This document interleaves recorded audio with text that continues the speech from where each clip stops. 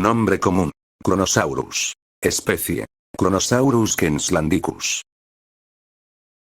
El pliosaurio se abría paso a través de las oscurecidas aguas de medianoche, con el agua cálida a su alrededor acariciándole las escamas, e inundando cada rincón de su cuerpo con una sensación más que placentera, mientras que al mismo tiempo sus 4 poderosas extremidades como remos lo propulsaban en una línea recta a través de la oscuridad de las aguas, con movimientos constantes que recuerdan al aleteo de un ave.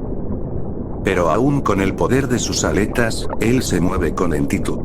El reptil que normalmente sería capaz de seguirle el ritmo inclusive a los escurridizos ictiosaurios, ahora no se movía más rápido que un enorme saurópodo, nadando con la seguridad que solo un depredador de su calibre podría permitirse, pues con ese templo de carne esculpido como un torpedo de 15 toneladas por cuerpo, con dimensiones colosales de hasta 11 metros desde la cabeza hasta la cola, dotado de mandíbulas terribles, capaces de ejercer una fuerza de 6 toneladas al morder, y armadas de arriba hacia abajo con dientes cónicos de hasta 30 centímetros, el Kronosaurus era imbatible en sus dominios.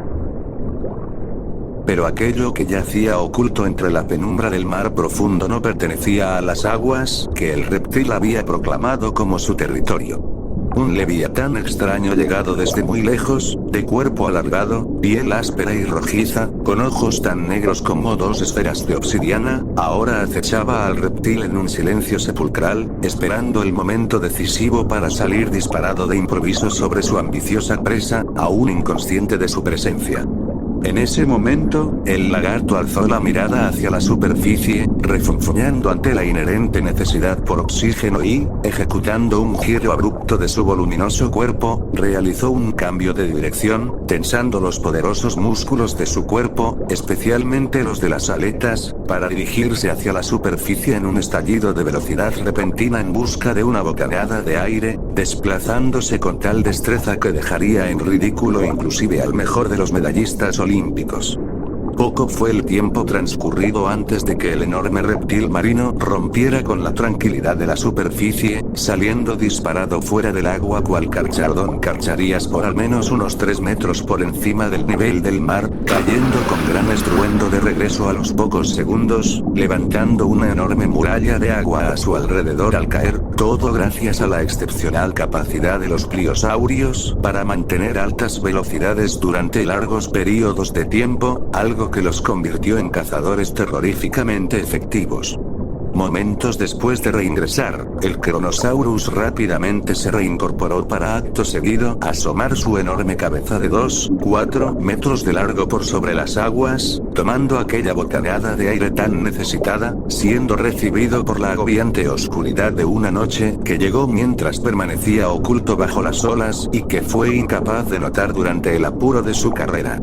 Aunque tampoco era algo que le perturbase particularmente, después de todo, el depredador había nacido y crecido en la oscuridad del profundo mar azul. Para él, aquella noche tan oscura era su día a día desde hacía años, algo tan familiar que llegaba a sentirse tranquilizador incluso, como si de una enternecedora canción de cuna se tratase.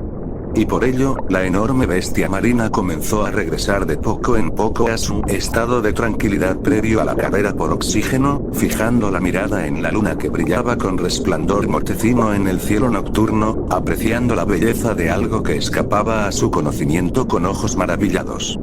E inmerso en aquel trance inducido por la belleza de un cielo nocturno, fue que los poderosos músculos del Kronosaurus pudieron librarse al fin de aquella monstruosa tensión comparable a la que encontrarías en los cables principales de un puente colgante, dejándose arrullar por el apacible movimiento de las olas. Yaciendo ahí, inmóvil, flotando sin más en la superficie, en una imagen que recordaba al cadáver en descomposición de una enorme ballena. Lo que el imponente pliosaurio no sabía es que estaba por ser arrastrado de vuelta a la realidad con suma crueldad, pues el enorme leviatán que venía acechándolo desde ya hacía horas finalmente se disponía a acabar con su vida en lo que sería el método de caza más cruel nunca antes visto en el reino animal. Así fue que, ni lento ni perezoso, el leviatán de las profundidades comenzó a nadar en dirección hacia el Kronosaurus que reposaba incauto en la superficie, dejando atrás las tinieblas que una vez usó para ocultarse, amasando mayor velocidad a cada instante que pasaba con la ayuda de las escamas como dientes, dentículos, que recubrían su cuerpo, reduciendo la resistencia en el agua considerablemente, hasta que logró alcanzar los 40 km por hora durante un breve periodo de tiempo. Y por más fugaz que fuese aquel subidón de velocidad, fue más que suficiente como para que lograse acortar la distancia entre él y su víctima al punto que toda posibilidad de escape ya no era más que un recuerdo del pasado. Fue entonces que las monstruosas mandíbulas del leviatán se abrieron de par en par, cerrándose instantes después sobre el vulnerable vientre del Kronosaurus con una fuerza devastadora de varias toneladas, perforándole las entrañas con sus gigantescos dientes aserrados de 18 centímetros. Sintiendo el dolor de cientos de puñaladas manifestándose abruptamente al unísono, el Kronosaurus emitió un ensordecedor alarido de dolor, interrumpido a medias por un grotesco vómito de sangre como consecuencia del daño masivo infligido por la mordedura sin igual de su verdugo.